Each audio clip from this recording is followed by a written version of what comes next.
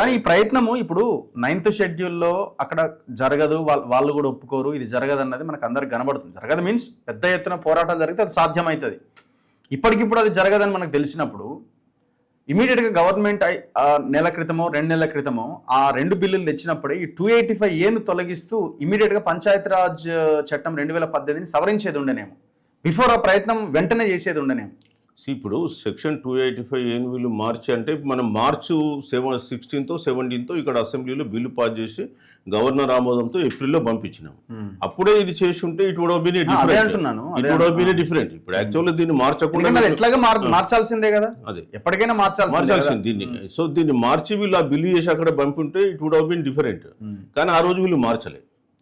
ఈ రోజు ఏం చేశారు, రాష్ట్రపతి దగ్గర అది పెండింగ్ ఉందని చెప్పేసి మళ్ళీ ఒక ఆర్డినెన్స్ తెచ్చి ఆర్డినెన్స్ ద్వారా గవర్నర్ సంతకం పెట్టిద్దామంటే గవర్నర్ అది కూడా సంతకం పెట్టలే. మళ్ళీ మొన్న బిల్లు పెట్టి మళ్ళీ గవర్నర్ సంతకానికి పంపిస్తే మరి ఆయన ఇప్పటి వరకు లీగల్ ఒపీనియన్ చెప్పిండో పక్కన పెట్టిండు.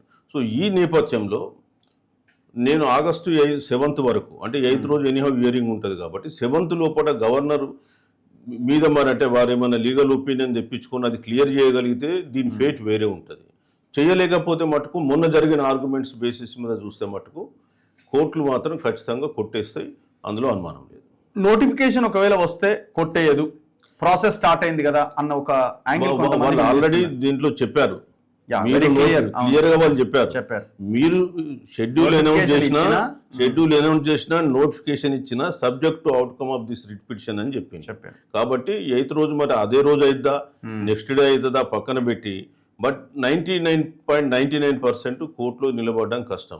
మేము కూడా ఇంప్లీడ్ అవుతున్నాం, కోర్టులో ఇంప్లీడ్ అవుతున్నాం. దయచేసి మీరు కొట్టేయద్దని అడుగుతున్నాం. ఎందుకంటే ఒక బీసీ వాదిగా మాకు 42% రిజర్వేషన్ రావడం సంతోషకరమైన విషయమే. సో దానికి సంబంధించి మేము కూడా మా ఆర్గ్యుమెంట్స్ కూడా వినిపిస్తున్నాం. అయితే ఎంత చేసినా కానీ కోర్టులలో మనం టెక్నికల్గా మనం ఆర్గ్యుమెంట్ చేయాల్సి ఉంటుంది. సో మనం చెప్పేది చెప్తాం మన ఆర్గ్యుమెంట్, కానీ ఫస్ట్ మొదలైతే ఆ హర్డిల్ మీరు తీసేయండి.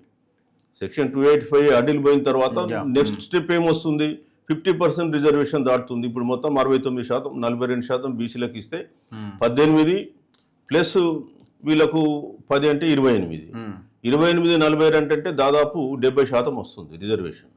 కాబట్టి న్యాచురల్గా కోర్టులలో మళ్ళీ జరుగుతుంది. అప్పుడు మన ఆర్గ్యుమెంట్ ఏదో మనం చెప్పుకుందాం. కానీ సో ఇక్కడ మొదలు మీరు ఆ టెక్నికల్గా మీరు క్లియర్ చేయకుండా ఎవరినో మభ్య పెట్టడానికి పోయి ప్రయత్నం. ఇప్పుడు వీళ్ళ హడావుడు ఏంటంటే నేను అనుకోవడం ఇక మేము చేసినాము, చేయాల్సినంత చేసినాము అని కొంత అఫెన్స్ లోకి వెళ్ళే ఒక ప్రయత్నం జరుగుతుంది. అంటే ఇప్పుడు వీళ్ళు డిఫెన్స్ లో ఉన్నారు, ఎందుకంటే 42% అదే మేము అఫెన్స్ లో ఉన్నామని చెప్పుకునే ఒక ప్రయత్నం చేస్తున్నారు. సో మేము బీసీల కొరకు సర్వశక్తులు ఒడ్డుతున్నాము, త్యాగాలు చేస్తున్నాము.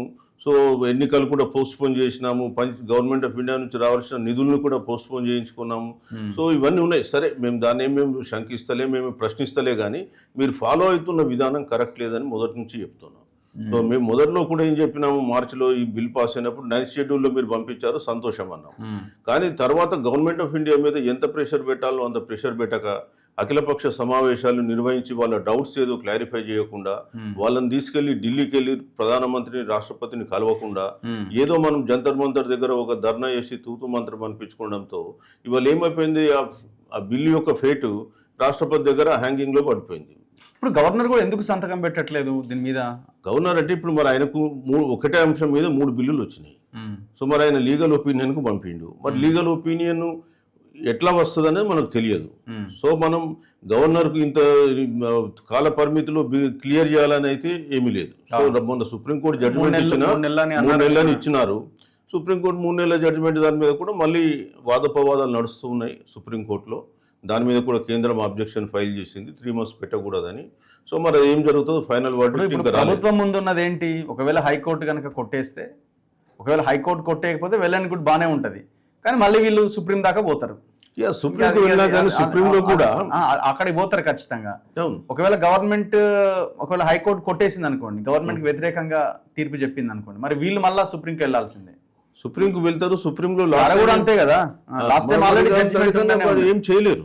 సో వీళ్ళకి ఉన్న ఆల్టర్నేటివ్, నెక్స్ట్ ఆల్టర్నేటివ్ ఒకటి 22% తోటి మళ్ళీ ఎన్నికలు జరపాలి. పార్టీ పరంగా 42% మీరు ఇచ్చుకోవాలి. మేము ఏదైతే రిజర్వేషన్ ప్రకటించామో ఆయా స్థానాల్లో మేము కాంగ్రెస్ పార్టీ తరఫున బీసీలకి టికెట్లు ఇస్తాం అంతే. ఆ మార్గం వీళ్ళకు ఉంది ఒకటి. అది ఆల్వేస్ ఓపెన్ ఉంది.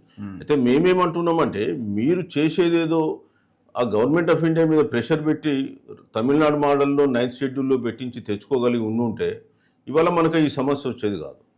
సో మీరు చేసేదేదో కూడా మరి ఒక 1 month అని ఆగి గవర్నర్ను ఒప్పించుకొని గవర్నర్ను కలిసి బిల్లు క్లియర్ చేయించుకొని ఈ జీవో ఇచ్చినా సరే తర్వాత మళ్ళీ ఈ జీవో ఫేట్ ఏంటి అనేది that different issue. Yeah. So అది వేరే తీరు ఉండేది. కానీ ఏమీ లేకుండా హడావిడిగా వెళ్ళిపోతున్నామంటే అది కొద్దిగా అందరికి కూడా అనుమానాలకు తావిస్తుంది. Anyway thank you sir, thank you very much. చూద్దాం ఏం జరుగుతుంది అన్నది. సో మొత్తానికి హైకోర్టులో ఉంది. అక్టోబర్ 8వ తేదీన హైకోర్టు ముందుకు రాబోతున్నది. మరి కోర్టు ఏం జడ్జిమెంట్ ఇస్తుందో చూడాలి. బ్రేక్ పడుతుందా లేకపోతే ముందుకు వెళ్తుందా, ఇది ఏడు దాకా పోద్దన్నది తెలియదు. మొత్తానికైతే ఇప్పుడున్న ప్రభుత్వం అయితే మేము అంతా చేస్తున్నాం, నేను చేయగలిగిందంతా చేస్తున్నాం అని చెప్పే కోణంలో భాగంగానే దాంట్లో భాగంగానే ఇవాళ ఈ షెడ్యూల్, ఈ నోటిఫికేషన్, ఈ కథ వ్యవహారం అంతా చూద్దాం. చూస్తూనే ఉండండి మన తొలి వెలుగు.